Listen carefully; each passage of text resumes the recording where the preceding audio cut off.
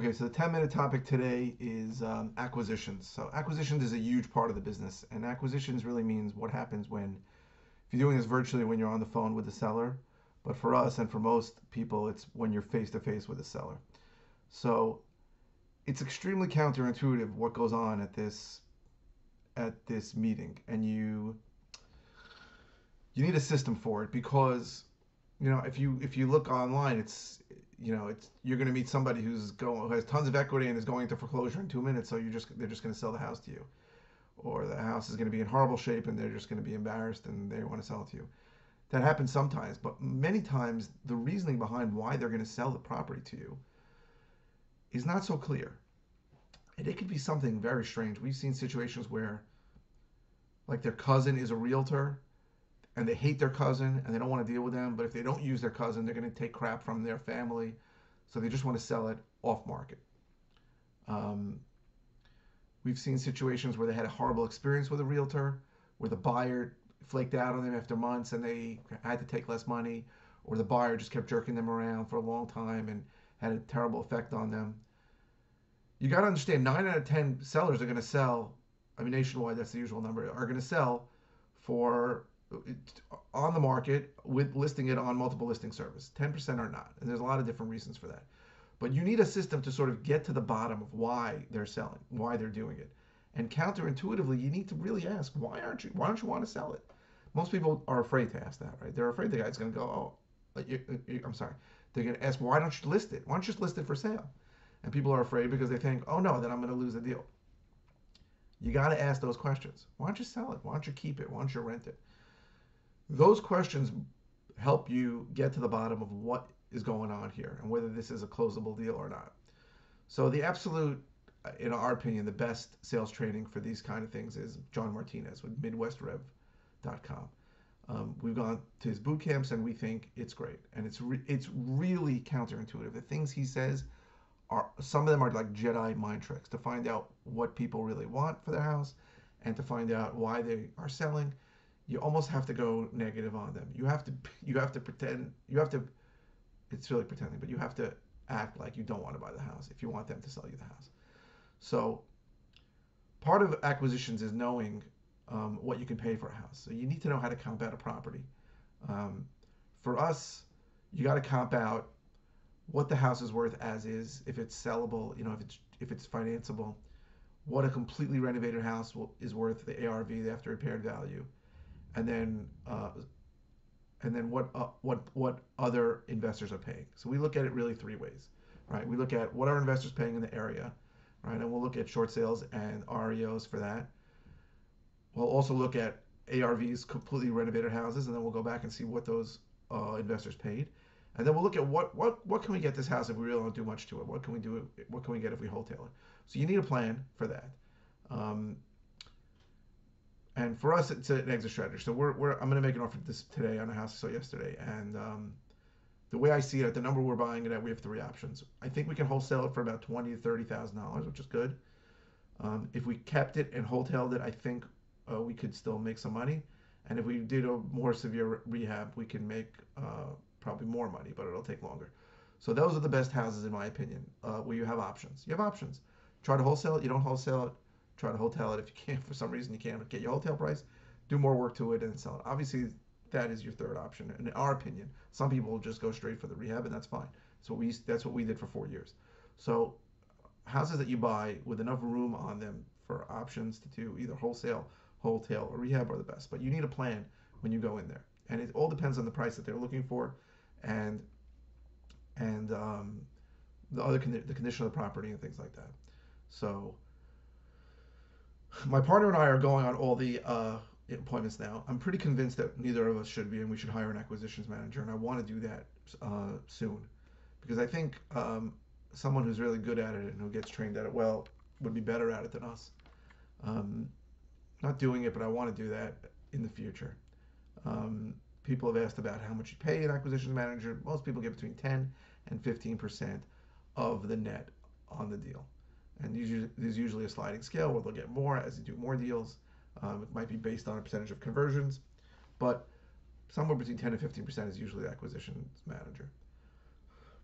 One thing that we are trying to get better at is to make an offer on every single deal we go to. And I'm not great at that now because I should have made an offer. I should have made a bunch of offers yesterday. I'm going to make a bunch of offers today. But every deal you go on to should get an offer in writing, either an email or if they don't have email, snail mail. But something that they can hold on to that can come back to you. It's worked for us. It's happened. We've had deals where we made an offer and 6 months later someone's come back and said, I'll take it. And at that point, you can easily say, my offer's not good anymore. Let me look at it. And sometimes you get a price reduction. You could obviously if they're coming back to you after months and months, they're pretty motivated. So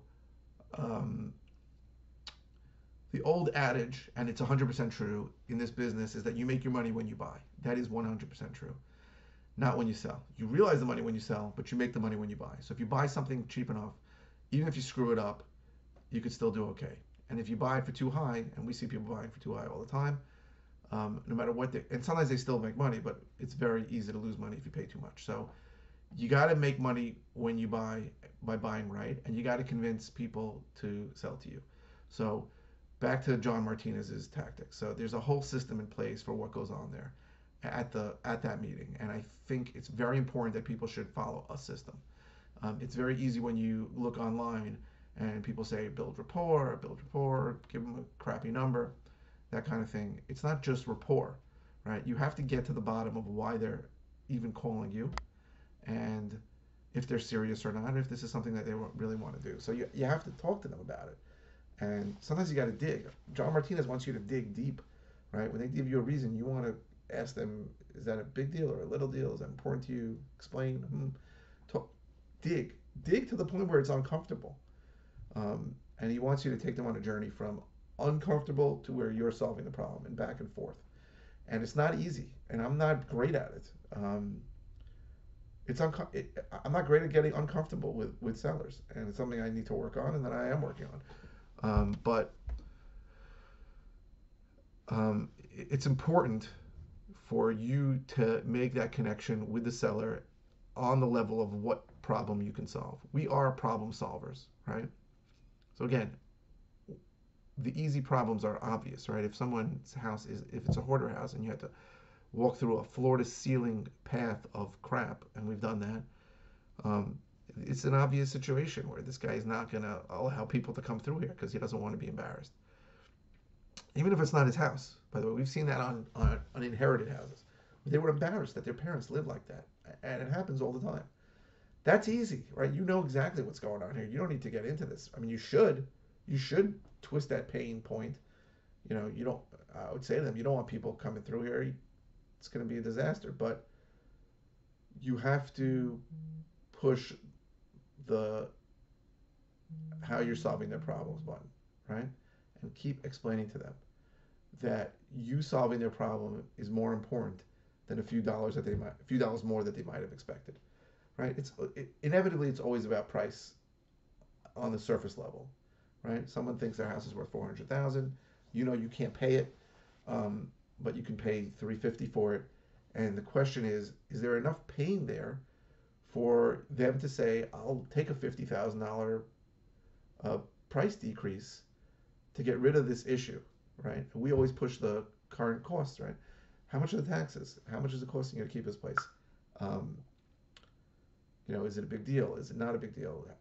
What's going on with that? So you want to talk to them about, if they want to hold out for a price and it takes them 4 months longer to get that price, is it worth it? If they're paying a lot of taxes, a lot in upkeep, insurance, and all the other expenses on the house, it may not be worth it. And you have to sort of explain to them how you are a problem solver. You might be able to solve this problem for them by closing quickly and by taking it without any problem, without any issues, as opposed to a retail buyer who's going to close at their own time frame and may change the price, right? We used to explain to people straight up that the advantages and disadvantages to selling to an investor, right?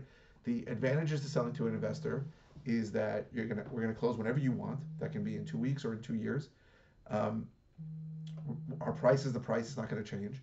We're not going to bring 1 million people in here, and we're not going to come back later after an inspection or an appraisal and say, hey, or a title report and say, hey, you need to lower the price. We're not going to do that.